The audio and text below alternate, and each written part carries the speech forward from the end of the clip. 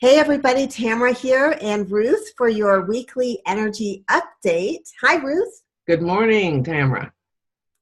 I pushed the record. I didn't know if we were recording or not. So today is February 8th, 2018. I at least got the year right. And Oh, that's right. That's right. Yeah, yes, you were a year back last week. Okay. I know, I was. It feels like a long time in between these shows, even though they happen every week. I was just saying, it feels like we're in kind of an interesting time warp, which sometimes it feels that way in between eclipses. Have you noticed that? Well,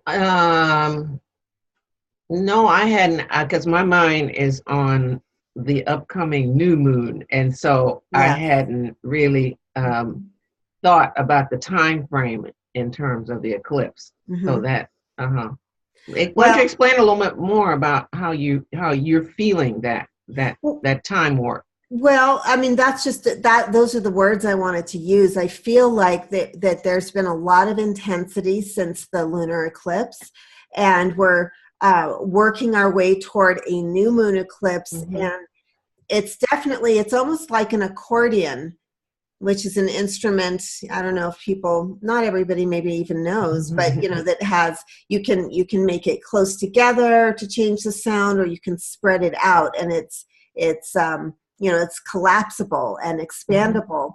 And sometimes eclipses make me feel like people are dreaming more intensely. Even if the events in their lives seem normal or average or mundane, the feelings that come up are so much bigger and more. There's just a sense of momentous change in the air, and I've noticed this with a lot of my clients that I speak to. I'm sure you have also, that this is definitely a time of big change. Well, it's funny because I've been getting people, and just what you're saying about people wanting and looking at change. I've been getting folks who are in that middle 40s on up transition, and they're feeling this real major shift in their lives. Now, the thing that I have noticed Mm. before starting with the New Year's, and I want to go back again to Cancer, because that was a full moon. But the thing that I noticed with the eclipse is that I've been observing lots of sixth house health kinds of things going on every which way. I've been hearing many, many stories, and I think that it's really important to take a look at, because our bodies, our minds, and spirits, and are all connected. So the eclipse, what does it do? It eclipses a lot of things, and it was a lunar eclipse, so it's taking us way down into the emotional stuff. And emotions are stored in the body and processed through the body. Like you say, everything's connected. So you wouldn't have an experience in life that your body doesn't also process and feel. All the cells of you are going to feel what you're going through.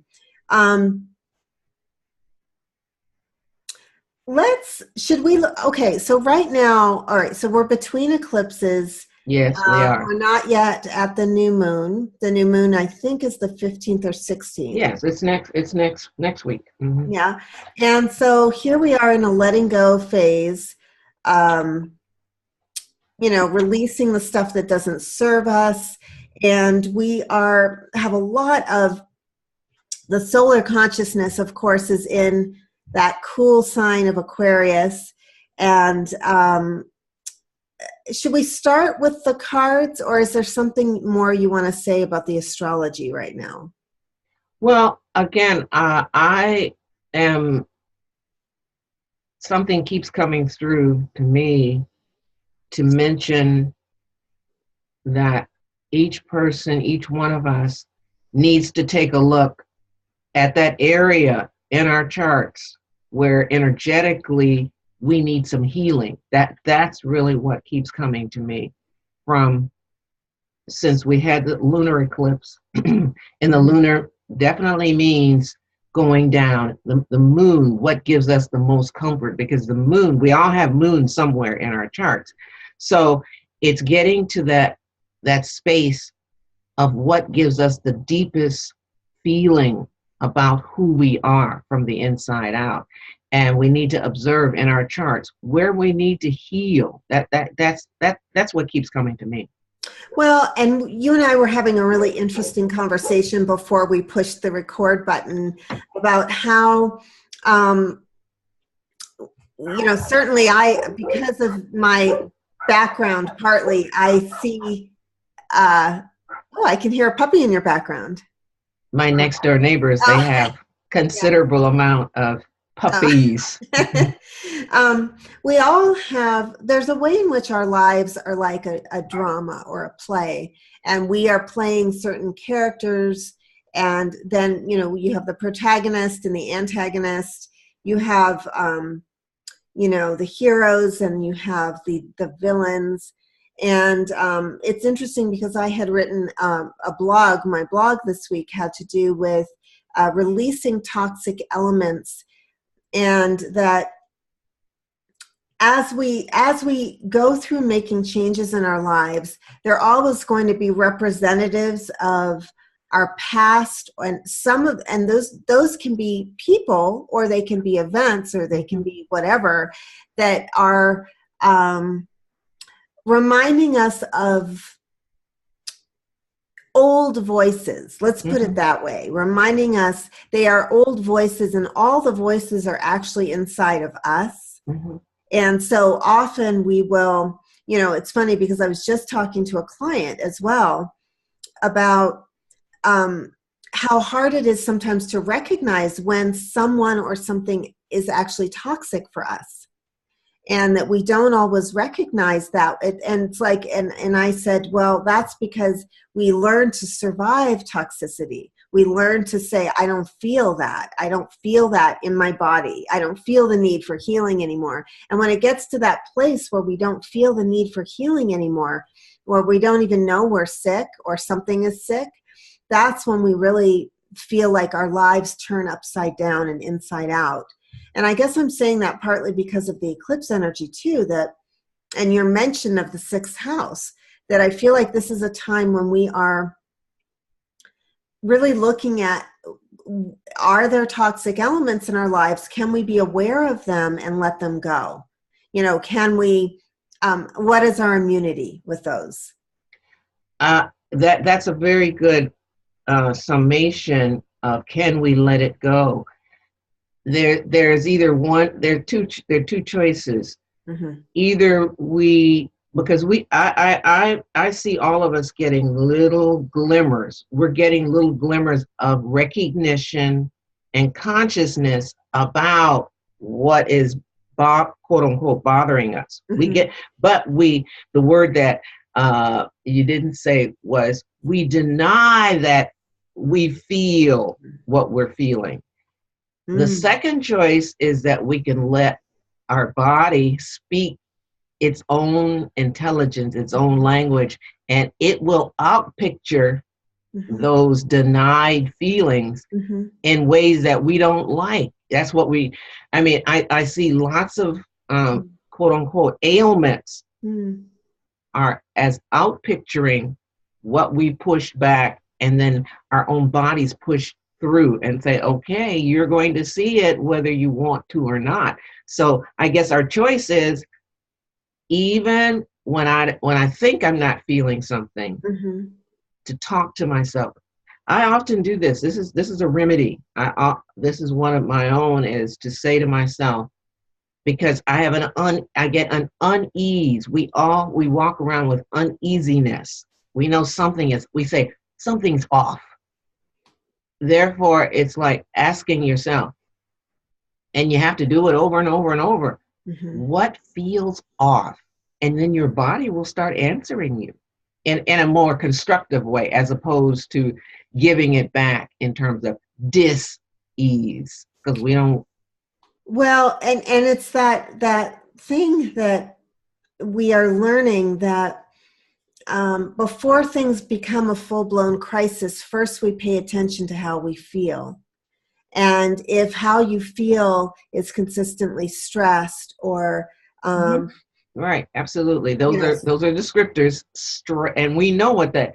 Your back hurts a little, then it gets more. And it can also be, of course, mental and emotional stress. And it's very important. I think, you and I serve as, excuse me, sort of weekly oracles, or, we sit here and we do a little prayer before we begin it each week, that we bring through. Our conversation takes us in places that anyone who needs this information will, get a light bulb about it. Mm-hmm. And so for whatever reason, we're talking about this sort of detoxing and from the inside out. And also we have all the information we need in our own bodies. Yes, we do. And our own energetic systems to know what really makes us happy. Because I really feel like eclipses and eclipse points in the year are always pointing us toward, how can you be more of you? How can you be more authentic, more of who you came here to be, and Absolutely. less in a box? So yes, each one. I really like how you put those celestial events. I like these big light bulbs, like your own private big spotlight. I like spotlight. Yeah. And they say, hey, over here, this is where I need you to pay attention. And if we don't, it will show up. A little while later. It doesn't take very long before things will show up when we push them down. We keep pushing. And that, Tamara, would seem to be one of the issues, is chronic situations are about having pushed stuff down, until, as you mentioned, you will get a full-blown crisis. So it's either keep pushing, because you will get the crisis. Yeah. Well, let's talk about our cards, because I'm very interested in the cards that I got, and I'm going to give them in the order that I received them. So the first card I got is connectivity. And this is a weekly reading, just so everybody knows, if this is your first time watching. We pull the cards for the week. This is the week of the 8th to the 15th, up to the new moon. So connectivity implies to me that there is already an invisible network, an energetic network that each of us is aligned with already.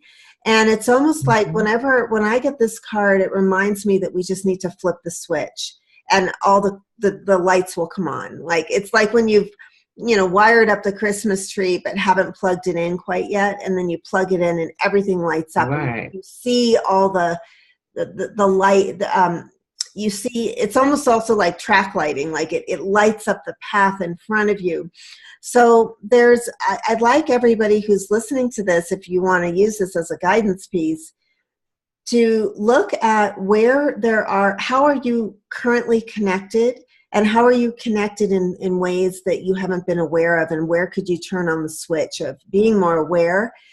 Because I think that there are people coming into our lives that are part of this connectivity. So I like that card. Can I have a card that goes right with yours. Yeah. Now I'm using the Mother Peace Tarot card, and my first card that I got was the 3 of Discs. Yeah. And here's connectivity. Yeah. And connectivity, you see in this card, you have people building together, and all of the bricks. We know that in order to build a house or whatever you're going to build, you have to understand the structure, the underlying structure, and you have to get it put together in a very connected way, or otherwise it's going to fall down. It's also, I think these cards imply, Ruth, that if there's a real solitary feeling, I can see that well. Yeah, get together with others. Yeah, that's really important. It's a time of collaboration and connectivity. It's not a time to necessarily sail off on your own and feel like you have to do it alone. And sometimes I call that the one woman universe or the one man universe, thinking that it's all on your shoulders. So if you're listening to this and you've been processing things as a one man or one woman universe, think about your connectivity right now and how you're building. Now, here I go with deception. Yeah. Now, this is a really interesting note, and I feel that this says to us, more than anything else, be aware of how you are in denial. Ruth and I already just talked about denial, and how it's funny. I was recently in a situation where I was with people that I was trying to sort of sugarcoat the situation in my own mind, and I was trying to willfully sugarcoat it. And I realized, I had a moment of awareness, and I said, why are you trying to do that? You know what this is. You know who these people are right now. And I removed like the self-deception from that moment for myself, where sometimes we go through the motions and we sort of try to, put a layer of something sweet over something that isn't. And we try to say, oh, well, that's now something that I can live with, or that's something okay. And sometimes it's not, and you don't have to pretend. But I think that this is a time when we have to be aware of, primarily our own self-deception, not how others deceive us. Because the thing is that sometimes people will say, someone will do something nasty with us or something, and we'll say, gosh, I trusted that person. And really what it's about is opening your awareness so that you can fully perceive that person in all their shades, so that you're not surprised, and where you're saying, well, I see all of you. I'm aware of you. And then there's no room for deception. Deception is something that comes in when we are cloaking our own awareness. Mm-hmm. I thought that was really powerful, hard to get today. Yeah. And then I'll just finish up with the last one I got, which kind of goes with all of the rest of them, is responsibility. And it has to do with, again, sometimes we will be imagining that we are powerless to engage a situation or change a situation or live our lives the way we wish, or whatever it is. It doesn't matter what it is. I can't be specific because we don't know what the situations are of the people watching this. And it's really about taking responsibility for your abilities and knowing that you have the ability to respond and to take charge of your own life. Right, and make choices. When you said with the deception card, often we also will give to someone else our power, because we were talking before we came on air about being sovereign in your own space. In terms of astrology, we have Saturn that's going through Capricorn for the next 2.5 years. And I'm looking at that as a big signal that each one of us will eventually have to decide who is the leader inside me. Because in great part, when we say Capricorn and Pluto in Capricorn, we've been inundated with giving our power over to the government, giving it over to some other authority, education, or the church, or whatever it happens to be.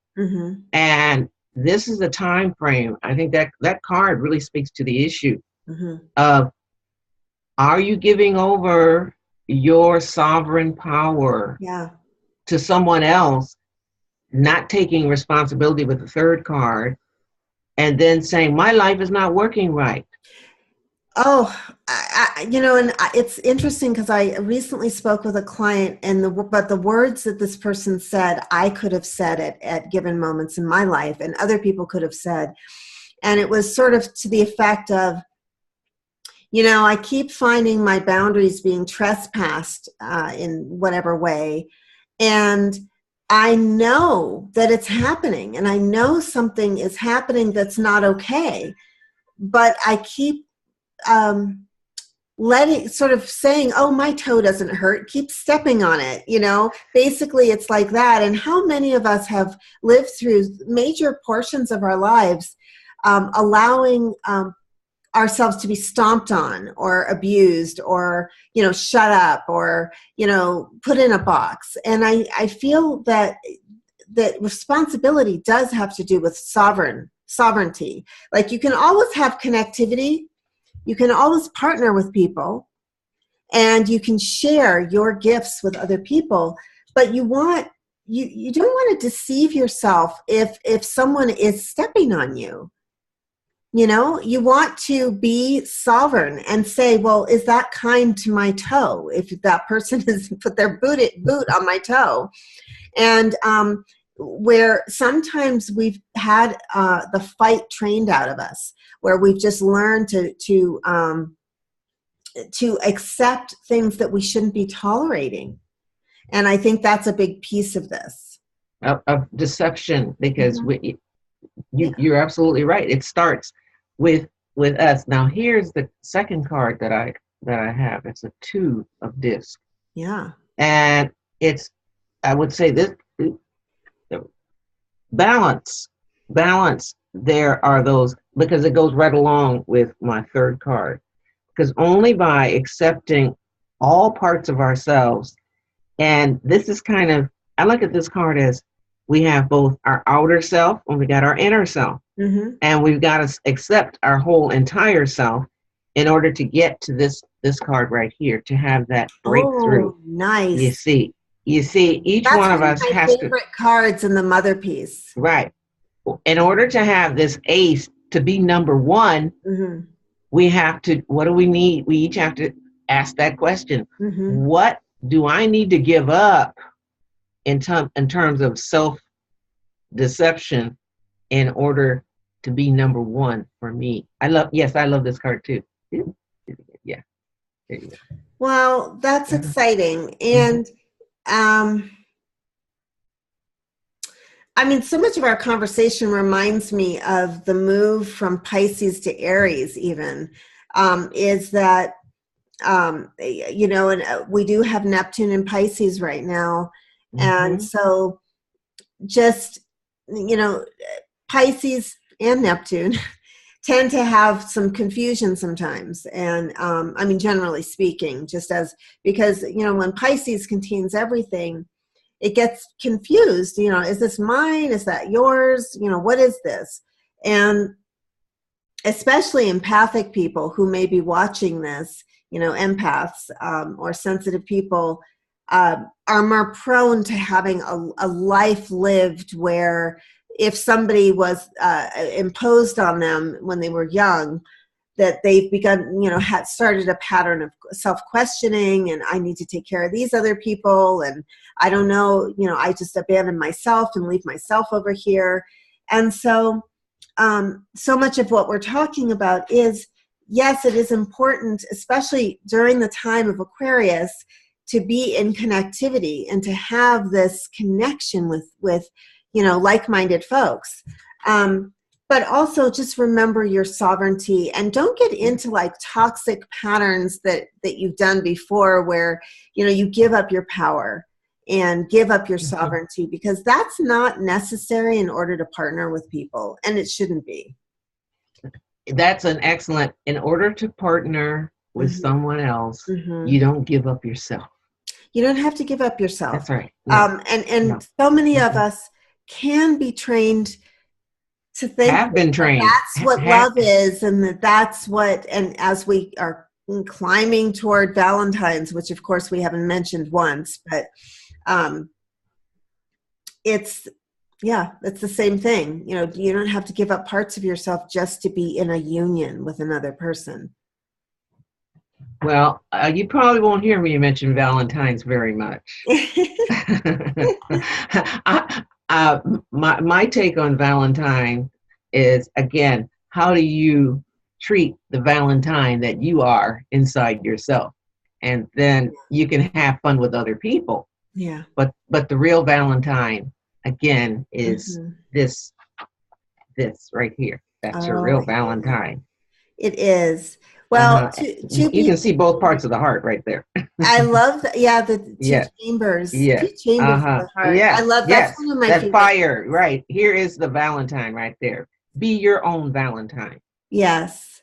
So, on those wise words, we're going to close the show for this week. And thank you so much for listening and watching.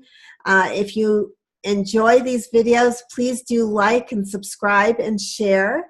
I always put the links below as to how you can get a reading with me, Tamara Childs, or Ruth McCants at her site.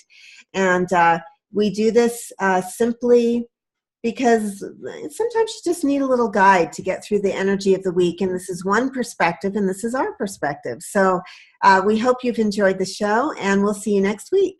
Enjoy your week, everyone. Bye.